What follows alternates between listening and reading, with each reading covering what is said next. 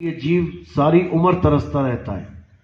जितने भी फोन आते हैं लगभग 99% ऐसे फोन आते हैं जो ये कहते हैं कि अरे मैं 20 साल से ढूंढ रहा था, मैं 30 साल से ढूंढ रहा था, मैं 50 साल से ढूंढ रहा था इस सत्संग को, लेकिन ये मिल नहीं रहा था। कहाँ छुपे बैठे थे आप? आज भी भगत जी ने बोला कि कहाँ छुपे बैठे थे आप। रामपाल जी से सार नाम प्राप्त हैं ये, और जिले के कोऑर्डिनेटर भी थे, तहसील कोऑर्डिनेटर। लेकिन ये ज्ञान जब सामने आता है तो चाहे कोई कितना ही बड़े ओहदे पे क्यों ना बैठा हो, उसके पैरों से जमीन निकल जाती है।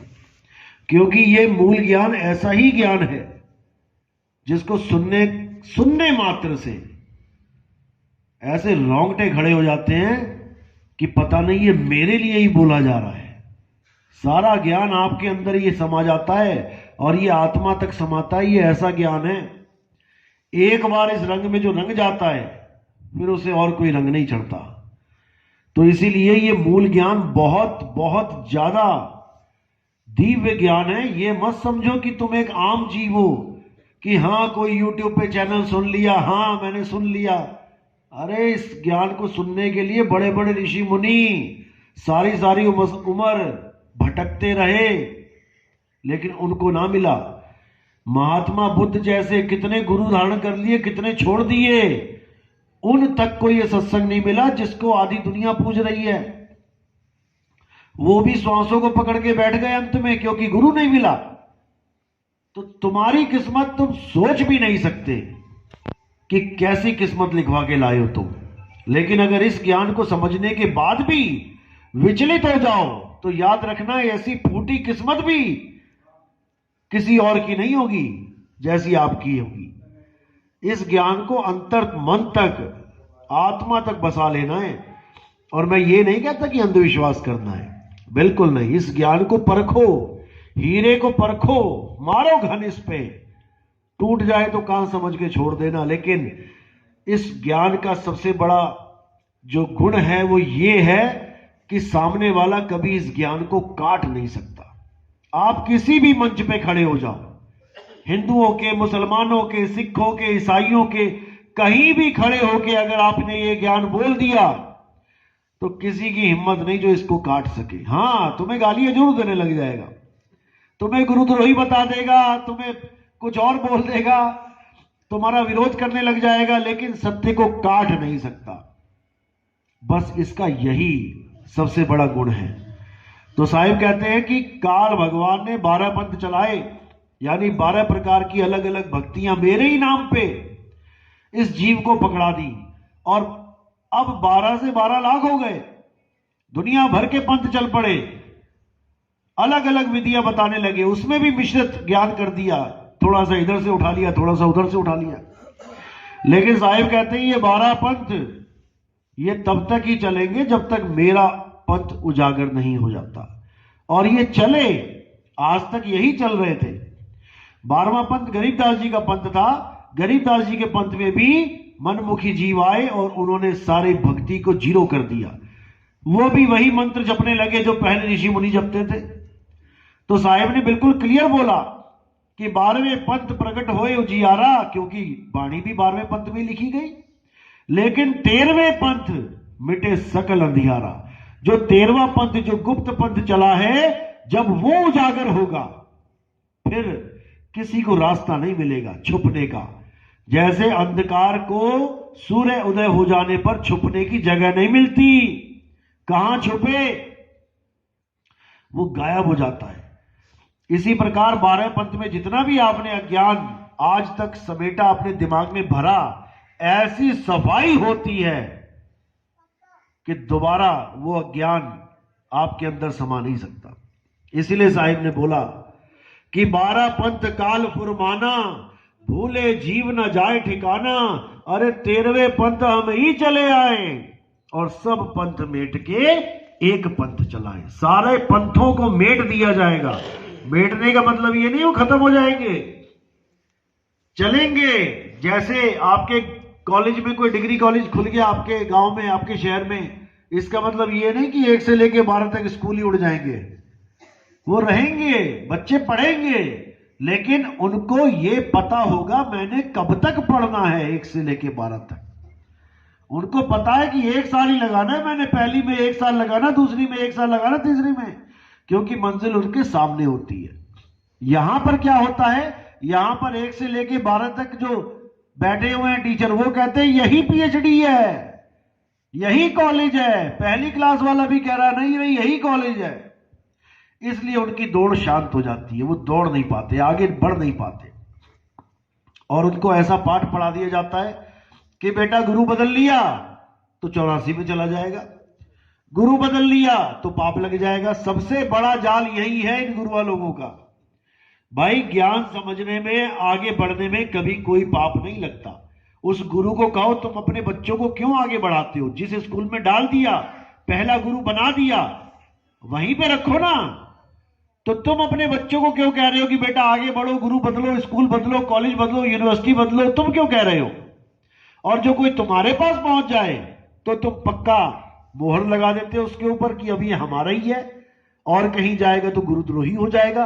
अरे किसी और गुरु को छोड़ के तुम्हारे पास आ रहा है तो वहां गुरुद्रोही हो गया वो। फिर इसका मतलब तुमने तो गुरुद्रोहियों की फौज इकट्ठी कर ली अपने पास। तो तुम्हारे कब होंगे ये? जो पिछले गुरु को छोड़ के तुम्हारे पास आ सकता है वो तुम्हें भी छोड़ के जा सकता है। इस बंधन में मत डालो, नहीं तो तुम परमात्मा के दोषी हो जाओगे। और जो दोषी हो जाता है परमात्मा का, उनके लिए इंतजाम कुछ अलग रखा जाता है। जो परमात्मा का दोषी हो जाता है उनके लिए जेलें बनी है, सुबह शाम सेवा होती है, कालदूत आते हैं सेवा करने। तो भाई कभी किसी को नहीं रोकना है। हाँ, ज्ञान अज्ञान की जंग चलनी चाहिए। अगर कोई हमारे पंथ को छोड़ के जाता है, मैं कभी नहीं रोकता कि तू मत जा, लेकिन मैं ये कहता हूं तुम ज्ञान आधार से एक बार बात तो करो। तुम चुप्पे से मत निकलो, क्योंकि तुम्हारा नुकसान हो जाएगा। मैं यहां पर किसी का नुकसान होता नहीं देख सकता। अगर तुम आगे बढ़ रहे हो तो मैं तुम्हें खुद ही हार पहनाऊंगा कि तुम और आगे जा रहे हो। लेकिन दुख की बात तो ये हो जाती है कि लोग पीछे मुड़ जाते हैं, क्योंकि उन्हें ये ज्ञान पूरी तरह समझ नहीं आता। इसीलिए साहिब ने बोला आदि नाम हम भाग सुनाया, और ये मूर्ख जीव समझ नहीं पाया। जो समझ जाता है वो अटल हो जाता है। उसको तो खुद आके कबीर साहब भी बोल दें कि बेटा ये रास्ता गलत है, विहंगम चाल गलत है, वो ना मानता। और जिसको नहीं समझ में आता वो किसी आम आदमी के कहने में भी विचलित हो जाता है। इसलिए साहिब ने बोला, देखो साहिब ने परीक्षा ली। मैंने ये लफ्ज क्यों बोला कि कबीर साहब भी आके बोले तब भी वो ना माने, क्योंकि ज्ञान गुरु है, ज्ञान अटल है। कबीर साहब ने क्यों परीक्षा ली थी? वैश्य के गले में हाथ क्यों डाला? 64 लाख पार हो जाते। क्यों डाला? उनकी वजह से, उनकी गलती से केवल 2 ही पार हो पाए, अर्जुन सज्जुन। बाकियों का तो नुकसान करा दिया कबीर साहब ने। क्यों किया ऐसा? क्योंकि वो चाहते थे कि गुरु की करनी गुरु भरेगा, चेले की करनी चेला। तुम ज्ञान पे अटल हो जाओ बेटा। गुरु क्या कह रहा है, गुरु क्यों कह रहा है, उसको भी छोड़ो। तुम ज्ञान देखो वो क्या बोल रहा है। अगर ज्ञान देने के बाद खुद गुरु कहे कि ये ज्ञान झूठा है, तब भी तुम्हें यकीन नहीं होना चाहिए। ऐसे हो जाओगे तब निकल पाओगे। अमेरिका से एक लेडीज हैं, राधा स्वामी हैं, 3 पुश्तों से थे। उन्होंने मुझे कहा कि आपका ज्ञान सुनते सुनते सुनते ऐसा दिमाग में फिट हो गया है कि अगर अब आप भी कहोगे ना कि ये रास्ता गलत है तो मैं नहीं मानूंगी। मैंने कहा फिर तू ही पहुंचेगी, पहुंचेगी भी तू ही। फिर आ रही है वो कल मिलने। तो कहने का मतलब यही है कि ज्ञान को समझना है। ज्ञान ही गुरु है, ज्ञान ही तुम्हें बचाता है। तुमने गलती से जहर खा लिया, अब क्या करोगे? अगर तुम्हें ज्ञान है कि इस जहर खाने के बाद क्या ले लेना चाहिए, क्या खाना चाहिए, उल्टी करनी चाहिए कि क्या दवाई लेनी चाहिए, तो तुम बच जाओगे। तुम्हें ज्ञान नहीं तो मारे जाओगे, भले वहां कोई ना खड़ा हो। इसी प्रकार अगर अकेला अनपढ़ आदमी भी है, कोई शीशी ऐसी उठा ली जिसमें जहर है और वो दवाई समझ के पीने लगेगा, तो उस पर जो मार्का होता है जहर का, अगर वो लगा हुआ है तब भी उसे ज्ञान हो जाएगा। उसको पता लग जाएगा कि ये मार्का जहर का है, तो ज्ञान ही उसको बचा लेगा। लेकिन लोग गलती से गुरु के पीछे लग जाते हैं। लगो गुरु के पीछे, मैं ये नहीं कह रहा गुरु के पीछे ना लगो, क्योंकि ज्ञान तो गुरु ही देगा, लेकिन गुरु के शरीर के पीछे नहीं लगना है। याद रखना, जो गुरु के शरीर के पीछे लग गया फिर वो शरीरों से मुक्त नहीं हो सकता। गुरु किया ही इसलिए जाता है कि शरीरों से मुक्ति मिल जाए, और तुमने गुरु को ही शरीर बना के उसी शरीर के पीछे लग गए तो तुम्हारी मुक्ति कभी नहीं हो सकती। इसीलिए कबीर साहब ने देही को बिल्कुल अलग करके बताया है और ज्ञान को बिल्कुल अलग करके बताया है। देही को सतगुरु कहे, यह है धूधर ज्ञान, और चार दाग आवे नहीं, वाह को सतगुरु जान। लेकिन इन गुरुआ लोगों को ये पचती नहीं बाणियां, इनको पचती नहीं, क्योंकि इनको परमात्मा बनने की हवस है। हवस होती है ना एक हवस। चलो गुरुजी को माथा टेक दिया, हार पहना दिया, ठीक है, समझ में आता है, मान सम्मान कर दिया, लेकिन इनका पेट इतने में नहीं भरता। ये कहते हैं आरती होनी चाहिए मेरी फोटो की भी, और दिन में 3-3 बार तुमसे आरती करवाते। किसकी? इस चेहरे की, इस नाशवान चेहरे की, जो मिट्टी का चेहरा दे दिया इस काल भगवान ने, उसी चेहरे की आरतियां करवा रहे हो। समझ नहीं पा रहे हो कि ये चेहरा एक मिट्टी से ज्यादा कुछ नहीं है। अभी कोई खाल खींच दे, कोई जानवर ही आके काट ले तो ऐसी भैड़ी शक्ल हो जाएगी तुम अपनी शक्ल ना देख पाओगे। कोई तुम्हारे चेहरे पे तेजाब फेंक दे तो ऐसी सड़ी हुई शक्ल हो जाएगी कि तुम्हें घिन आने लग जाएगी अपने चेहरे से। तो क्या उसकी भी आरती करवाओगे अगर तुम गुरु है तो? लोग नहीं समझ पा रहे हैं, लोग शक्ल से आगे नहीं जा पा रहे हैं। शक्ल से ऊपर उठना पड़ेगा, देह से ऊपर उठना पड़ेगा, तब जाके विदेह को समझोगे। विदेह यानी आत्मा, आत्मा ही विदेह है और शब्द ही आत्मा है, शब्द विदेह। इसको समझाने के लिए इतने बड़े बड़े ग्रंथ रच डाले, लेकिन ये जीव नहीं समझ पाया। इसीलिए बोला शब्द शब्द सब कोई कहे, और वह तो शब्द विदेह, और जीवा पे आवे नहीं, निरख परख कर ले।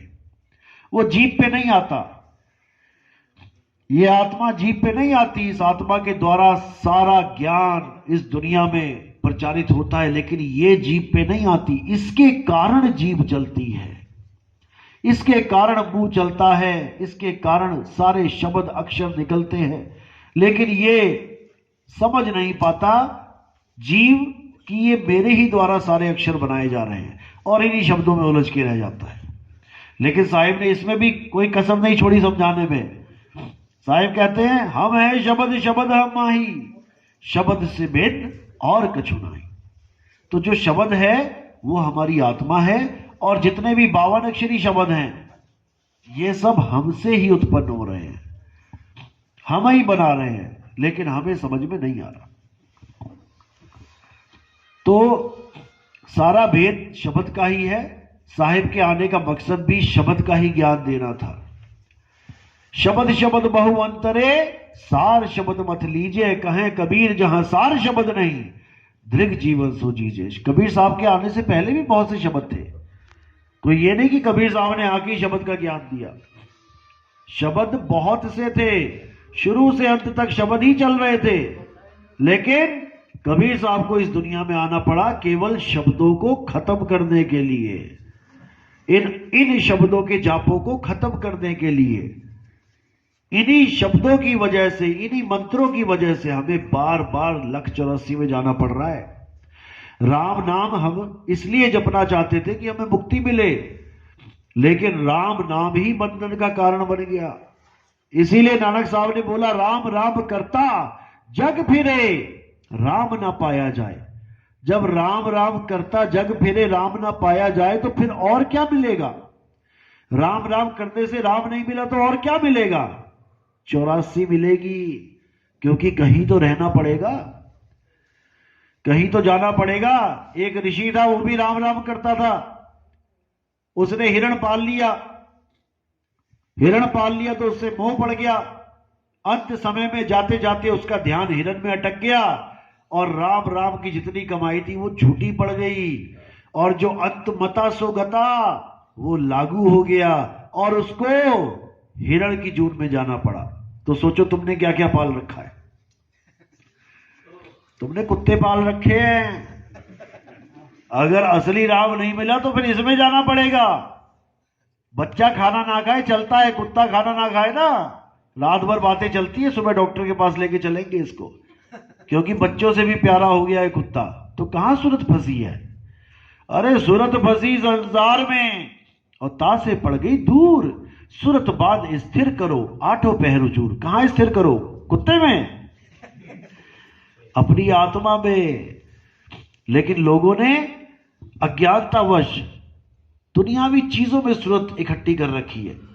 कोई सोच रहा मैं अपने पति के बिना नहीं रह सकती, कोई सोच रहा मैं अपने बच्चों के बिना नहीं रह सकती, कोई कह रहा मैं अपनी मां के बिना नहीं रह सकता। ये सारी सूरत कहां लगी है? ये इन्हीं रिश्ते नातों में लगी है। किसी को मां प्यारी, किसी को मौसी, इसी में उलझे पड़े हैं। लेकिन अब जब ये मूल ज्ञान का उजागर हो गया है, अब हमने अपनी सूरत को अपनी आत्मा में स्थित करना है। इसी को आत्मज्ञान कहते हैं। आत्मज्ञान बिना नर भटके, कभी काबा कभी काशी, और जल में मीन प्यासी, मोह देखते आवे हासी। बस अपनी आत्मा में स्थित करना है। तुम्हें तुम्हारा परमात्मा तुम्हारी आत्मा में विराजमान मिलेगा। जिसको नानक साहब ने बोला, अरे झांकी देख कबीर की। कबीर यानी आत्मा, आत्मदेव। अरे झांकी देख कबीर की, और नानक कीती वाह, और वाह से खन के गल पड़ी, और कौन छुड़ावे ता। नानक साहब ने वाह वाह किया था क्योंकि उन्हें उस आत्मा का आनंद मिला। लेकिन यहां बिना आनंद के ही लोग वाह वाह कर रहे हैं। दिक्कत ये है, तो वो वाह उनके गल पड़ गई है। अब उनको कैसे छूटे वो वाह? वो छूटेगी सार वस्तु से। एक छुड़ाए एक लखाए, वो तब छूटेगी, तब ये ज्ञान समझ में आएगा और 52 अक्षरों से मेरे सिख भाइयों का पीछा छूटेगा। नहीं तो सारे ही लगे हुए हैं 52 अक्षरों में, और बाणी भी पढ़ रहे हैं कि 52 अक्षर लोक तरह सब कुछ इन्हीं माही, ये आखर खिर जाएंगे। वो आखर इनमें ना ही पढ़ भी रहे हैं सुबह शाम, लेकिन समझ नहीं पा रहे। इसी को साहिब ने फिर बोला कि 52 अक्षर जोरे आन, सकिया ना अक्षर एक पहचान। वो एक अक्षर जब समझ में आ गया तो ये 52 अक्षरों की डोरी अपने आप ही खत्म हो जाती है, छूट जाती है, गुरु छुड़वा देता है। इसीलिए नानक साहब ने बोला, जे तू पढ़िया पंडित, बिन 2 अक्षर 2 नामा, प्रणवत नानक एक लगाए, जे कर सच समावा। कि अगर इन 2 अक्षरों में से तुझे ऐसा गुरु मिल गया जो एक नकली अक्षर को छुड़वा दे, तो जो एक अक्षर बचा उसी से तेरा कल्याण हो जाएगा। उसी एक अक्षर के लिए क्या बोला? नहीं कबीर नहीं धर्मदासा, अक्षर एक सब घट ही निवासा, वाही सो सतपुरुष कहिए, आदि अंत अक्षर गह रही है। कितना क्लियर है। एक ही अक्षर से तुम्हारी कहानी सुधर जाएगी, लेकिन तुम एक अक्षर को ना जानकर ये दुनिया भर के अक्षर पकड़ के बैठ गए। दुनिया भर के अक्षरों से दुनिया भर के नाम बना के बैठ गए। तो साहिब कह रहे, अरे एक तो छोड़, कोटि नाम संसार में, इनसे मुक्ति ना होए। क्यों? ये सब 52 अक्षरी नाम है। कोटि नाम संसार में, इनसे मुक्ति ना होए। गुप्त नाम सतपुरुष का, पूजे बिरला कोई। वो कोई बिरला ही पूछता है, क्योंकि ये सारे 52 अक्षर नकली हैं। जिसको गुरु ग्रंथ साहब ने बोला 52 अक्षर जोरे आन, ये नकली माल जोड़ लिया तुमने। और सक्याना अक्षर एक पहचान, उस अक्षर अविनाशी आत्मा को नहीं जान पाए, जिसके लिए बोला आत्म वही राम, राम वही आत्म। कहीं दूर नहीं है भाई, तुम्हारे पास ही है। और ये नकली अक्षरों के लिए क्या बोला? कृत्रिम नाम कथे तेरे जिहिबा, सत्य नाम तेरा परा पुरबला। परा और पुरबला, पुरबला यानी कहते हैं मेरे जागे रे पुरबले भाग, यानी पुराने से पुराना। परा यानी प्रकृति से परे, वो सतनाम है। और वो कुछ और नहीं है, वो आत्मदेव है। जिसकी महिमा हर ग्रंथ में गाई गई है। कृष्ण जी ने तो इतना समझाया अर्जुन को, लेकिन वो समझ नहीं पाया।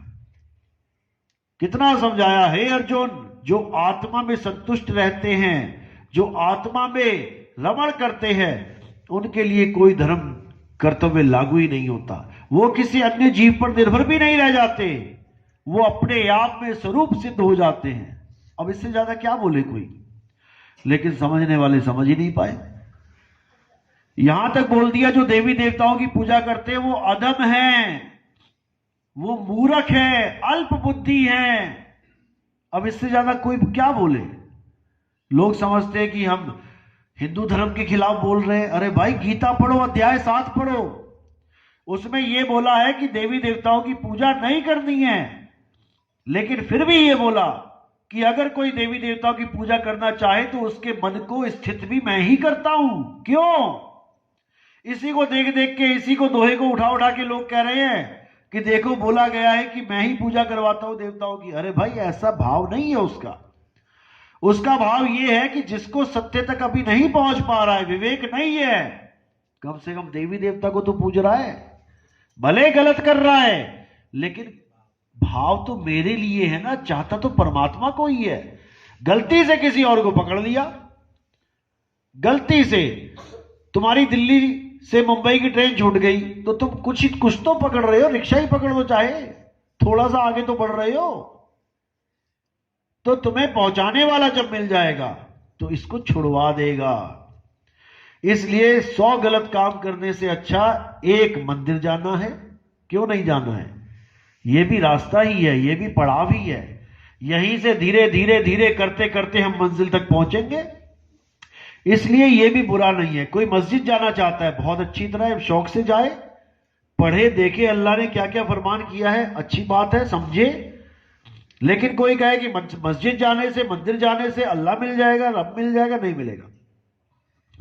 वहां तो पढ़ाई करवाई जा रही है, जैसे स्कूलों में पढ़ाई करवाई जाती है। कोई कहे स्कूलों में ही नौकरी मिल जाए सबको, टीचर की बात अलग है, पीएन की बात अलग है। कहे कि स्कूल में पढ़ाई भी करें और साथ में कमाई भी करें, तो ऐसा नहीं होता भाई। स्कूलों में पढ़ाई होती है और बाहर पूरी दुनिया खाली पड़ी है नौकरी करने के लिए। इसी प्रकार मस्जिद, मंदिर, गुरुद्वारों में आपको ज्ञान मिलता है, लेकिन परमात्मा आपको आपके घर में मिलेगा। याद रखना इस बात को। क्यों? क्योंकि वो आपसे जुदा ही नहीं है। आप घर में जाके बैठोगे, वो आपके पास ही है। हृदय नाम ध्याओ, घर बैठे प्रभु पाओ।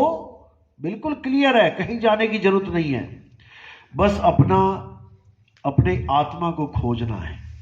मुझ को कहां ढूंढे रे बंदे, मैं तो तेरे पास में। बस इन गुरुओं से यही पूछ लो कि वो पास में जगह है कहां। अभी दूध का दूध, पानी का पानी हो जाएगा। वो पास में कहां है, बस कहानी खत्म। और बाणी ये रोज गाएंगे आरतियों में। तो कह रहे नाम है जप में, नाम है तप में, ना एकांत निवास में, और खोजी हो तुरंत मिल जाऊं एक पल की तलाश में। एक पल में भेद पता लग जाता है, मेरा परमात्मा कहां है। उसके बाद आपकी कमाई शुरू होती है। यानी आपको बताने वाले ने बता दिया कि इसके नीचे पानी है, केवल बताने से मिल जाएगा क्या पानी? उसके बाद खुदाई शुरू होती है। कोई पहाड़ पे खड़ा होकर पूछ रहा था पानी कहां है, तो पहले उसे पहाड़ी खोदना पड़ेगा पूरा। यानी अपने अपने संस्कार होते हैं। किसी की सूरत बहुत कम भटक रही है, किसी की बहुत ज्यादा भटक रही है। कोई अपने परिवार से इतना इमोशनल टच है कि हल्का सा कुछ होता है और उसकी सूरत बिखर जाती है, उसको टाइम लगेगा भाई। और कोई ऐसा है जिसको कोई फर्क ही नहीं पड़ता, जो आया ही परमात्मा के लिए, उसकी सूरत जल्दी लगेगी। ये सब अपने अपने संस्कार है, मालिक की दया है। दया तो उसकी सब पे बरस रही है, लेकिन तुम्हारा बर्तन ही उल्टा है तो दया भी क्या करेगी। बारिश हो रही है लेकिन मटका ही उल्टा कर रखा है। अब इसको जब घुमाओगे तो समझ में आएगा। तो कहते हैं उलट समानी आप में प्रगटी ज्योत अनंत, साहिब सेवक एक संग खेले सदा बसंत। फिर ऐसा बसंत होएगा, फिर पतझड़ होगी नहीं, लेकिन तब होगी जब उसकी दया होगी। इसलिए आपने विवेक लगा के ये देखना है कि मैंने जो रास्ता चुना है वो सही है या नहीं। इससे ज्यादा आपने कुछ नहीं करना है। उसके बाद तो बस मालिक पे विश्वास करो और चल पड़ो। कहे कबीर सुनो भाई साधो, मैं तो हूं विश्वास में। कितने साल के लिए विश्वास रखना है? कहीं तो 2 साल में उब गए। अरे भाई 2 साल हो गया, अब विश्वास भी क्या करेगा जब कुछ मिल ही नहीं रहा है। अच्छा 2 साल के लिए आए थे तुम यहां पे। ऐसे भी लोग हैं। तो कहते राम नाम रटते रहो जब लग घट में प्राण, और कब हो दीन दयाल के भनक पड़ेगी। कभी बाप को नहीं बोलोगे अरे बाप मेरे वसीयत कर दे मेरे नाम पे, कितने साल लटकाएगा? वो कहता आखिरी समय में करूंगा, रहना है रह, भागना है भाग, जब मरने लगूंगा तब लिखूंगा वसीयत, अब कर लो। अरे दुनियावी बाप से तुम उसकी जायदाद नहीं छीन सकते, तो वो तो मालिक है कुल का, उससे तुम क्या छीनोगे? उसको तुम क्या डरावा दे रहे हो मैं छोड़ के चला जाऊंगा? जाओ। अरे द्वार धनी के पड़े रहो और धक्का धनी का खाओ, कब हूं धनी निवाजी हैं जो दर छाड़ना। तो बाप के पैर दबाते रहोगे तो अंत समय में भी अंगूठा लगा के चला जाएगा तुम्हारे नाम पे, करोड़पति हो जाओगे बैठे बैठाए, नहीं तो 200-300 कमाते रहो रोज के। तो बात इतनी सी है भाई, उस पर विश्वास करना है तो अटल विश्वास करना है। शीश काट जो भूई धरे तो बैठे घर माही। इस घर में आने का फार्मूला यही है, उसूल यही है। आना कबीर पंथ में खाला का घर नहीं। मौसी क्या नहीं जा रहे हो, ये आए नाम लिए और साल में कहो जी बोर हो गए जी, कुछ होता तो है नहीं। तो भाई ये सब मालिक की दया पे होता है। पात्र बनो, सुपात्र बनो। अभी पूछो कितनी देर भजन करते हो? अरे भजन तो मैं कर नहीं पाता, लेकिन 3 साल हो गए नाम लिए, मैं बैठ तो पाता नहीं हूं। सूरत मेरी फंसी हुई है संसार में, विकार दुनिया भर के हैं, लेकिन मालिक का दोष है, परमात्मा का दोष है, आपका दोष है, मुझे परमात्मा नहीं मिल रहा। ऐसा नहीं होता है। मारी थी लागी नहीं भक्ख नाल में फूक, और गुरु बेचारा क्या करे जो चेले में है चूक। बात इतनी सी है, अगर तुम में इतने गट्स नहीं है कि तुम कुछ ऐसा कर पाओ, तो कम से कम शांति तो बनाए रखो, धीरज तो रखो, विश्वास रखो। अगर उसने बाह पकड़ाई है तो वो खींचेगा भी, वो डूबने नहीं देगा। मेरे सतगुरु पकड़ी बाह, नहीं तो मैं बह जाता। तुम्हें सोचो कहां से निकाल के कहां खड़ा कर दिया। अगर ना तुम्हारे ऊपर उसकी दृष्टि होती, तुम्हें निकालता वो। अगर तुम्हें निकाला है तो इसका मतलब तुम नजर में हो उसकी, वो तुम्हें लेके जाएगा। ऐसा हो नहीं सकता कि वो तुम्हें छोड़ जाए। चलो आज का सत्संग यही समाप्त करते हैं। जो नाम दीक्षा वाले हाथ खड़ा कर दे, वो प्रथम दीक्षा वाले